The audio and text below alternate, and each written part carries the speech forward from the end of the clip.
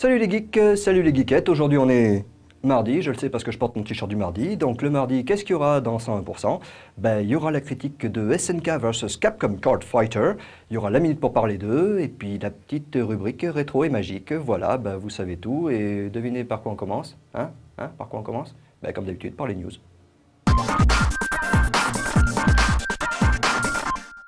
Souvenez-vous d'Ultima Online, le premier MMORPG auquel tout le monde rêvait alors que le haut débit n'était pas encore très répandu. 10 ans déjà, le jeu marche toujours et Electronic Arts lui offre un lifting graphique avec une nouvelle extension, Kingdom Reborn. L'éditeur Mythic, responsable de Dark Age of Camelot et récemment acquis par Electronic Arts, est sur le coup. Cette extension est déjà en bêta publique, la sortie est prévue en 2007.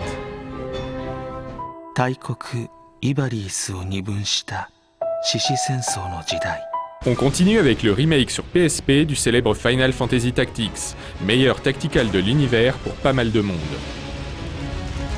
On aura droit ici à des cinématiques en 3D cel shaded, à de nouvelles classes et aussi à de nouveaux personnages comme ici Baltier de FF12. Il y aura aussi un mode multi en Wi-Fi qui permettra à 2 joueurs de coopérer sur une même mission. Ce remake sortira en France en octobre.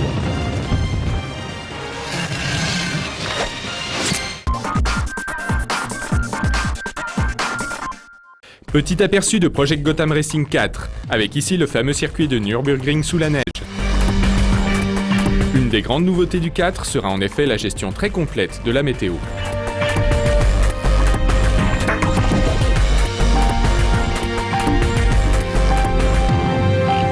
Blue Dragon est le fameux RPG de Mistwalker, la société fondée par le créateur de Final Fantasy, Sakaguchi Hironobu. Avec un design de Toriyama Akira, le mangaka de Dragon Ball, le jeu a tout pour attirer l'amateur. Sortie française en septembre. We have a new mission for you, gentlemen. A top secret weapon is about to fall into the hands of terrorists in the United States. Time Crisis saute le pas vers la PlayStation 3 avec ce 4e épisode. Premier point à noter, le pistolet en plastique change de technologie. En effet, l'ancien mécanisme ne marche pas avec les écrans HD. Ici, on retrouve donc un capteur, un peu comme sur la Wii. Beaucoup d'autres nouveautés dans Time Crisis 4, avec notamment des passages où l'on se déplace librement, grâce au contrôleur inclus sur le pistolet.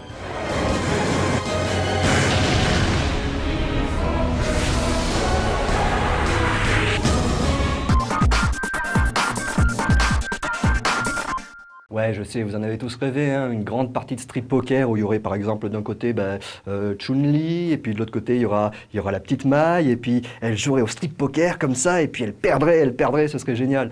Malheureusement, SNK versus Capcom Card Fighter, c'est pas tout à fait ça, c'est un super jeu où vous collectionnez des cartes. Vous allez voir tout de suite.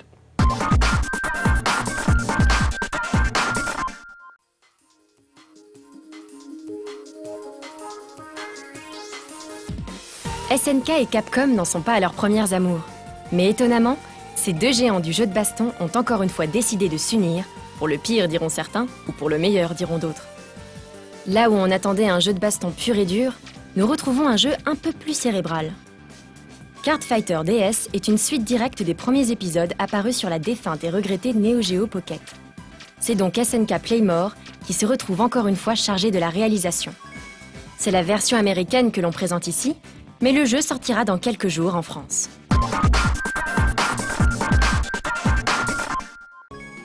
Le joueur incarne Taiki, un jeune adolescent qui veut prouver qu'il peut être le meilleur joueur de Card Fighter, le dernier jeu à la mode dans les cours de récré. Alors qu'un tournoi est organisé pour savoir qui sera le grand champion, l'ordinateur de l'organisation est devenu fou et a envoûté tous les Card Fighters présents. Il faudra donc trouver les meilleures cartes et les meilleures combinaisons possibles pour sauver tout ce petit monde. Comme tout bon jeu de cartes qui se respecte, il faut d'abord se constituer un deck dont la composition permettra de faire face à toutes les situations. Attention, pas plus de 50 cartes par deck et pas plus de 4 fois la même carte. Les cartes proposées contiennent la plupart des personnages issus des licences SNK et Capcom. Bien sûr, plus un personnage sera fort, plus il sera rare. Ne vous attendez pas à un duel mythique comme Ryu contre Kyo à la première partie. Chaque carte possède une couleur et un coup de mise en jeu. Elle a aussi des points de vie et des points d'attaque. Dès que les points de vie arrivent à 0, c'est la défausse. S'il n'y a plus personne pour défendre le banc, c'est le joueur qui prend directement les dégâts. Et si le joueur perd tous ses points de vie, c'est la défaite. À chaque tour de jeu, on gagne une force blanche et une force de chaque couleur de personnage en jeu. Pour mettre un personnage en jeu, il est nécessaire de posséder autant de force que le coût de la mise en jeu l'exige. Dans le cas où il manquerait des forces, il est possible de défausser des cartes pour en obtenir. Une autre alternative consiste à charger sa carte. Elle se verrouillera, mais donnera une ou plusieurs forces selon les statistiques. Il arrive que des cartes possèdent également des pouvoirs, disponibles moyennant un certain nombre de forces. Il existe des pouvoirs qui se déclencheront automatiquement si l'on a le nombre de forces nécessaires.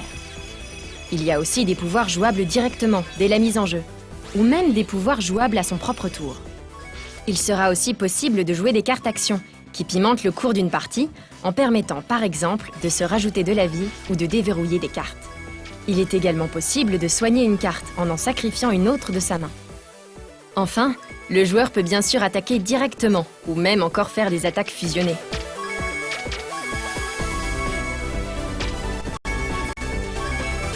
Pendant le tour de l'adversaire, on peut se défendre avec ses personnages non verrouillés, ou encore utiliser des cartes counter qui déstabiliseront l'ennemi. Chaque match rapporte au gagnant une somme d'argent. Cet argent sert ensuite à acheter des paquets de cartes, pour compléter sa collection ou améliorer son deck, ce qui fera le bonheur de tous les gros otaku que nous sommes. Le rituel d'ouverture des boosters est particulièrement bien retranscrit. On se retrouve fébrile comme à l'époque où on revenait de chez le marchand de journaux avec nos paquets en main, en se dépêchant de rentrer à la maison pour jubiler à chaque paquet ouvert. On l'a tous fait au moins une fois. Il est clair que ce jeu n'est pas à mettre entre toutes les mains. Si l'univers SNK et Capcom vous rebute, et si vous détestez les jeux de cartes, ne retenez même pas ce qui a été dit. Mais si vous réunissez ces conditions, prévoyez des centaines d'heures et laissez votre DS en charge. Ah oui, un dernier mot pour les excités de l'import. La version US est truffée de bugs, dont certains bloquent même le déroulement du jeu. Penchez-vous plutôt sur la version européenne qui sort ces jours-ci. Pour une fois qu'un pur jeu japonisant est localisé en France, il faut soutenir la bonne cause.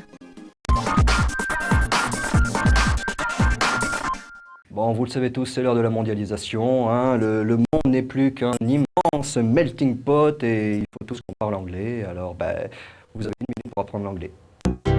Welcome in 1 minute to Talk About, and today we talk about, it's repetition, but I love it.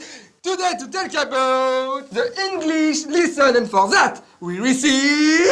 Jean-Michel Uitenbroek. Yeah, hello! Hello! How are you? Fine, thank you. And you? Fine. God bless you. Take care and have a nice day. Thanks. And you are English teacher? No, not at all. No? I'm a tape to learn English to deaf people. Excuse me, I don't have this information on my paper. I'm gonna rip the ass of my assistant. So, you are a tape for English lesson. Yes. But what it is? Where? You can make me a demonstration? Yes. Oh, it's so great. Thank you. No, you're welcome. Oh, You're proceed. Yeah. English lesson for deaf people. Lesson 1, part 2. Hello, my name is John. Repeat after me. You have to repeat after me. What? Okay. After every sentences, you have to Yes. repeat after me. Okay? To learn Okay. English. Okay, so great. Yeah. Hello, my name is John. Repeat after me. Repeat after me. Repeat after me. Repeat it after me. No, you have to repeat after me. Just the sentences. Sentences. The last sentence. Sentence. Okay? Okay. Okay, it's so great. Yeah, wonderful. Yeah, I repeat Okay. after you. Okay. Yeah. Hello, my name is John. Hello, my name is John. What's your name? What's your name? My name is Michael. My name is Michael. Hey, nice to meet you, Michael. Yeah, me too. Oh, excuse me. It's too late. Excuse me. But I love your job. Your job is so great. It's the greatest job on the world. No. On the world. No, No. my job is totally obsolete. Yes, so great. With internet and the online translator, no one cares about a tape like me. Yeah. I hate myself and I want to die. Yeah, it's so great. I'm sorry, but who are you? Who are you? Ouh, ouh, ouh, ouh. Je suis Gil Grissom et cette mouche est sur votre front depuis 2 jours. Ça veut dire qu'elle est née il y a 3 jours. Ça veut dire que vous ne pouviez pas être là où vous étiez lorsque vous avez dit que vous y étiez. C'est vous qui avez assassiné votre chien. Comment le savez-vous? Parce que j'y étais. Pourquoi c'est toujours toi qui fais Gil Grissom? Moi j'aimerais bien faire Warwick. Il est cool Warwick. Tu peux pas. T'as pas les cheveux. Tu peux pas. Toi, tu seras Nick. Tu seras Non, Nick. Nick, il est nul. Non, tu seras Nick et on va t'enterrer dans de la terre. Très dans de la terre. Ouais. Et tu vas bien en chier. Il y a des sauterelles qui vont te rentrer dans le nez. C'est pas des sauterelles, c'est des fourmis. Des fourmis cannibales. C'est pour ça qu'ils criaient. Oui, je sais, ça n'a aucun rapport avec la rubrique Retro and Magic, mais j'avais envie de vous parler de Knights. Si je deviens pas une égérie gay avec ça.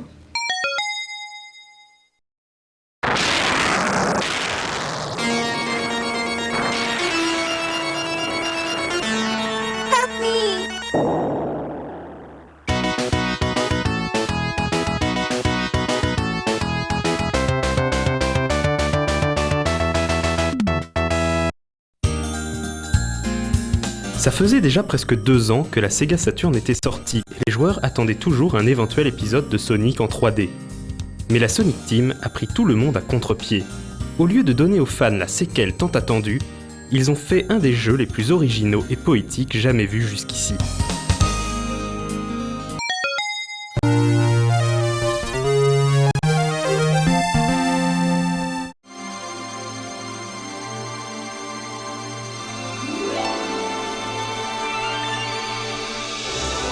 Nights into Dreams est un jeu d'action onirique.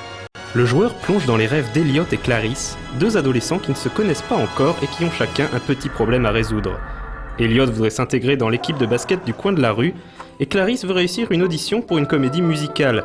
Rien de bien dramatique, mais c'est suffisant pour qu'ils en fassent d'affreux cauchemars la nuit.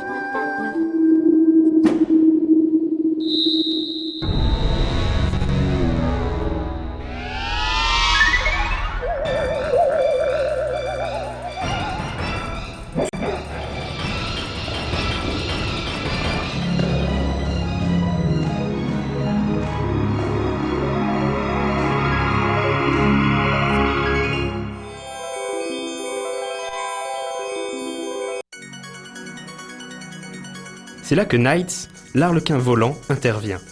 Il va aider Clarice et Elliot à se débarrasser de leurs démons et en retour, ils l'aideront à vaincre Wiseman, le terrible seigneur du monde des cauchemars. Et si le joueur prend la peine de boucler les 2 scénarios, il pourra alors admirer la cinématique de fin où Clarice et Elliot se rencontrent enfin dans la réalité.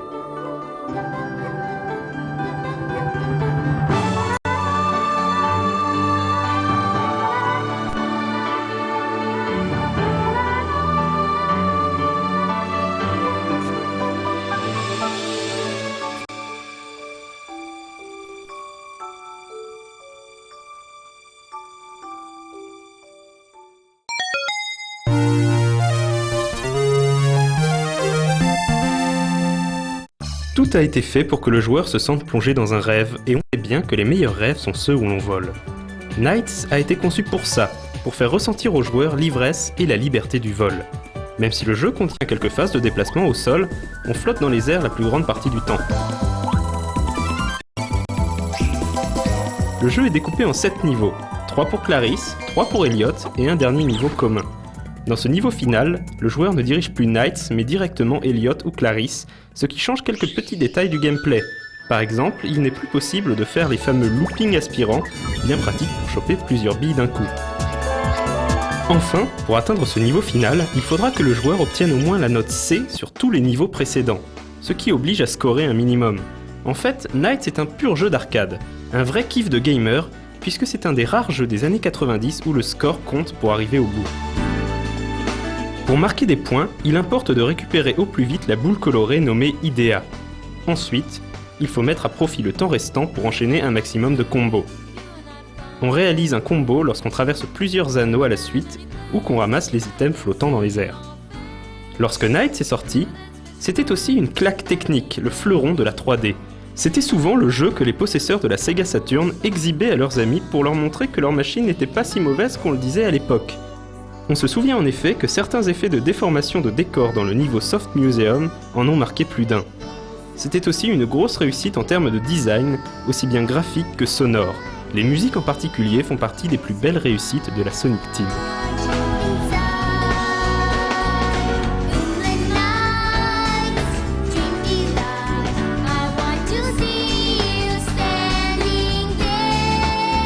Le reproche qui revenait le plus souvent est qu'on ne pouvait pas bouger librement dans les décors. En effet, le joueur dirige son personnage sur une trajectoire établie. Et même s'il évolue dans un décor généré en 3D, la jouabilité reste en 2D. Pour les gamers purs et durs, cela n'a rien d'un défaut, au contraire. C'est bien ce parti pris qui permet au jeu d'avoir un tel rythme et de rentrer dans la catégorie des véritables jeux d'action où la performance du joueur veut vraiment dire quelque chose. Transformer ce gameplay en gameplay 3D en aurait fait un jeu d'exploration beaucoup moins excitant à l'usage. Mais nous étions en 1996, c'était les premières années de la 3D et pour le grand public, les vastes mondes de Mario 64 ou de Banjo et Kazooie semblaient infiniment plus attirants. Est-ce pour cela que Nights into Dreams n'a jamais eu de véritable suite ? À part quelques apparitions dans certains épisodes de Sonic et malgré les attentes des fans, Nights n'a jamais eu droit à une suite digne de ce nom. Jusqu'à aujourd'hui, la Sonic Team est en train de travailler sur une séquelle pour la Wii.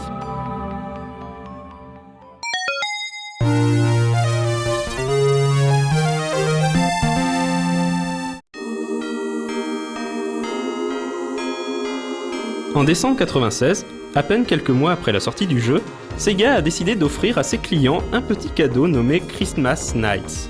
À l'intérieur, 2 niveaux du jeu original remappés en version Noël, et une sorte de calendrier de l'Avent qui offre aux joueurs toutes sortes de présents plus ou moins intéressants. On trouvera des illustrations, des musiques, et même le karaoké du générique.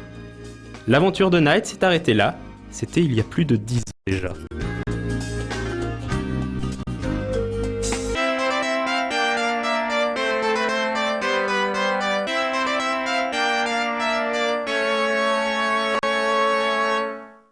Juste un tout dernier mot avant que je m'en aille et que je vous libère. Demain, surtout, vous arrêtez tout, vous bloquez tout, vous ratez pas ça à 1% parce qu'il y aura quand même de l'événement. C'est le concert Play, donc les plus belles musiques de jeux vidéo jouées par un orchestre philharmonique, ça déchire. Putain, ça fait quand même vachement télé là, hein. Ah bon, merde.